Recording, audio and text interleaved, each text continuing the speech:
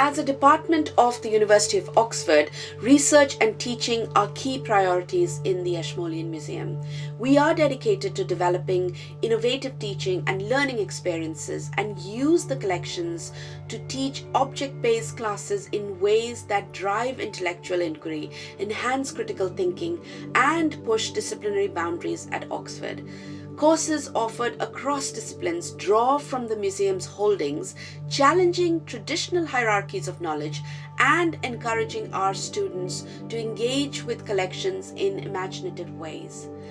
As I prepare for the upcoming academic year and consider material for classes, a group of specific objects have captured my attention, which illuminate upon the relationship and exchange between India and Oxford and the colonial history of collections and collecting as a product of empire. What might seem at first unrelated objects from different periods and across the Indian subcontinent can be pulled together to frame particular stories about their historical, economic, psychological, political, geographical, religious, and archaeological contexts. A common element in some of the objects I'm currently reflecting and considering is their medium. Clay, an inexpensive material, has endured as an important material that reflects its social environment on the subcontinent. Due to the material's abundant availability as well as pliability, objects made from clay can represent a very broad range of varied communities in society and thus offer an unusually wide view of that society. In certain examples, the clay objects are visibly imprinted with the artist's fingers as they worked with the material. Through their talented ability to control this material, artists across the subcontinent as early as 2500 BC have explored the versatility of clay to create animal and human figurines, as well as vessels, toys, bangles, and other items.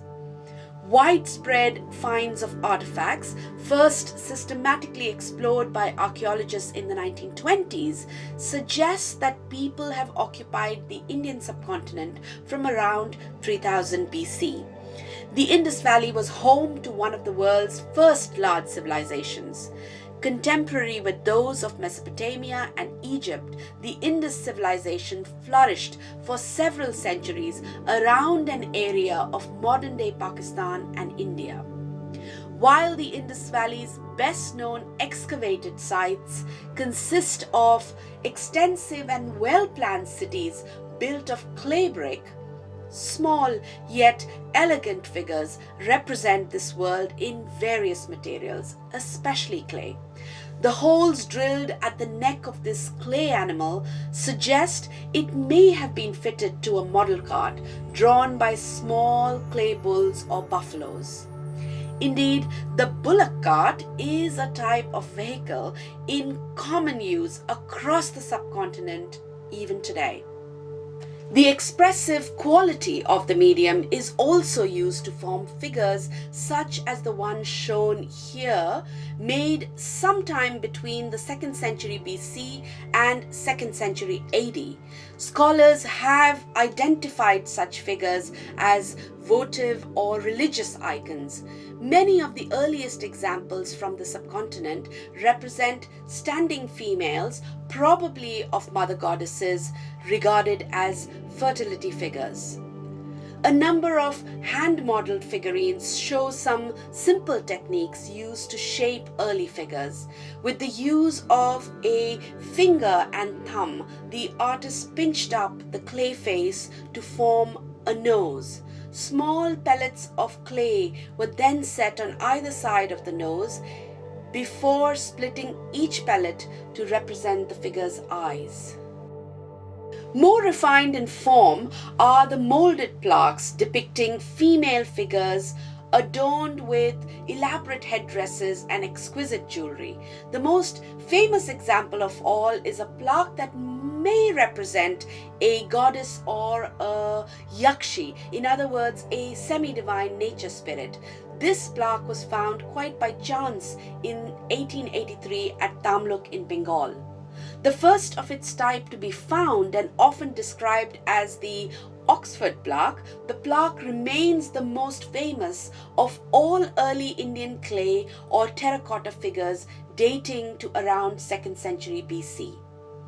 Impressed in clay from a very finely detailed terracotta mold, the smiling face is framed beneath a large headdress with 5 symbolic weapons worn as hairpins. Her impressive large earrings, necklaces, bangles, and a heavy girdle are all representative of India's rich heritage in jewelry making. It has been suggested that the figure may be an early representation of the many-weaponed goddess Durga, who is popularly worshipped across India today and especially in Bengal. While the social context of these works and when they were originally made remain unknown, their rediscovery during colonial rule led to their eventual journey to the University of Oxford, where they entered the collection of the Indian Institute for Study. The purpose of collecting these objects within the Indian Institute was to serve the acquisition of Oriental knowledge. Besides the inclusion of newly excavated and found objects from the subcontinent, contemporary objects such as lifelike clay models that represented Indian people were also of much interest. In the 18th and 19th centuries, the interest in the exotic, other, and their human condition resulted in the representation of realistically painted plant, animal, and human figures. In towns across India where artists had previously focused on religious icons, realistic models of emotive figures and dioramas now became highly desirable as ethnographic collectibles. After the Great Exhibition of 1851, clay models made in Pune, then known as Pune, Lucknow and Krishnanagar, were some of the most popular exhibits in the various 19th century colonial exhibitions. These figures are made from clay mixed with cotton wool, wrapped in coils around an armature. The figure was then sculpted and tooled to the finest details and features. After the clay figure was sun-dried, paint was applied to the body. In the models made in Krishnanagar, for example, hair was attached and the figure dressed in clothing to match its identity. The group of models in Oxford appear in the Indian Institute's catalogue of 1886, the same year as the Colonial and Indian Exhibition in London. Over 170 models that represented the trades, professions, caste, and religion of people across the subcontinent were collected and displayed in the Indian Institute in Oxford. Training and preparing the officers for the Indian Administrative Service included understanding and studying human beings on the subcontinent as categories of people. The Indian Institute's collections were eventually transferred to other Oxford locations, including the Ashmolean in the early 1960s. Examining their historical context and the practice of collecting and display also means understanding collecting and curating as modes of knowledge production. Diverse collections can help to broaden and influence people's perspectives and indeed even develop empathy by virtue of shared experiences with objects and the framing of their stories as critical knowledge.